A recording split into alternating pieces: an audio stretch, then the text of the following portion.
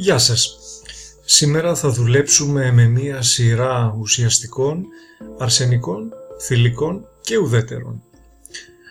Είναι αρκετά εύκολα και όπως θα δείτε είναι και γνωστά. Σίγουρα ξέρετε να κλείνετε το γράμμα από το πρώτο κιόλας επίπεδο. Για να τα δούμε. Αρσενικά. Τελειώνουν σε ας. Πληθυντικός άδες. Μία συλλαβή παραπάνω. Δεν θα μας ανησυχήσουν περισσότερο γιατί δεν υπάρχει καμία αλλαγή στον τόνο.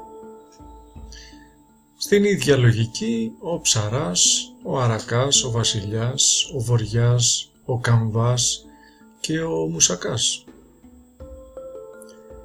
Αρσενικά σε εις, πληθυντικός είδες, με ή χωρίς τόνο στην κατάληξη. Ο χιμπατζής του χιμπατζή τον χιμπατζή, οι χιμπατζίδες των χιμπατζίδων τους χιμπατζίδες. Όμοια και ο βαρκάρης. Καμία αλλαγή στον τόνο, όπως βλέπετε, παραμένει ο τόνος στην ίδια συλλαβή. Έτσι κλείνονται ο μανάβης, ο νικάρης, ο κουλουρτζής.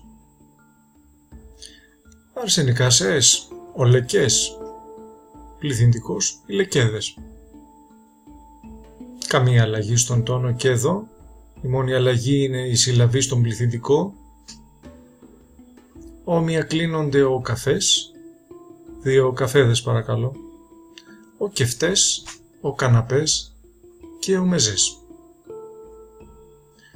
Αρσενικά σε ους, πληθυντικός ούδες, ο παππούς, οι παππούδες.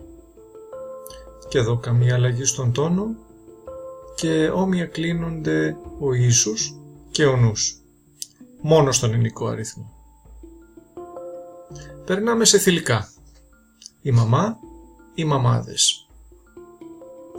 Καμία αλλαγή και εδώ, όμοια κλείνονται η γιαγιά, η νταντά και άλλα. Θηλυκά σε ου, πληθυντικός ούδες, η μαϊμού, οι μαϊμούδες. Το ίδιο και εδώ, η αλεπού, η καφετζού και καμία αλλαγή στον τόνο. Θέλω να προσέξουμε τα ουδέτερα σε μα, πληθυντικός μάτα. Τι συμβαίνει? Θα δείτε, γι' αυτό διάλεξα αυτά τα ουσιαστικά, έχουν τον τόνο στην τρίτη συλλαβή. Πρώτη, δεύτερη, τρίτη. Το ίδιο και το άγαλμα. Κλείνοντας το ουσιαστικό, βλέπετε ότι ο τόνος, αν και παίρνει μία συλλαβή παραπάνω στη γενική του ενικού και σε όλον το πληθυντικό, ο τόνος παραμένει πάντα στην τρίτη συλλαβή, το μαγείρεμα του μαγειρέματος. Πρώτη, δεύτερη, τρίτη. Το μαγείρεμα. Τα μαγειρέματα των μαγειρεμάτων, τα μαγειρέματα. Αυτό που θέλω να θυμόμαστε είναι 2 πράγματα. Ότι ο τόνος παραμένει στην τρίτη συλλαβή όπως και στην αρχή και στον πληθυντικό πρέπει να κατέβει στην συλλαβή μα, στη γενική του πληθυντικού. Έτσι κλείνονται και το γεύμα, το γράμμα, το άθλημα. Το γεύμα δεν έχει 3 συλλαβές όπως το μαγείρεμα ή το άγαλμα. Ο τόνος θα παραμείνει στην αρχική συλλαβή, όπως και στο μαγείρεμα ή στο άγαλμα. Το γεύμα του γεύματος, το γεύμα, τα γεύματα των γευμάτων. Όπως είπαμε, ο τόνος στη γενική του πληθυντικού στο μα.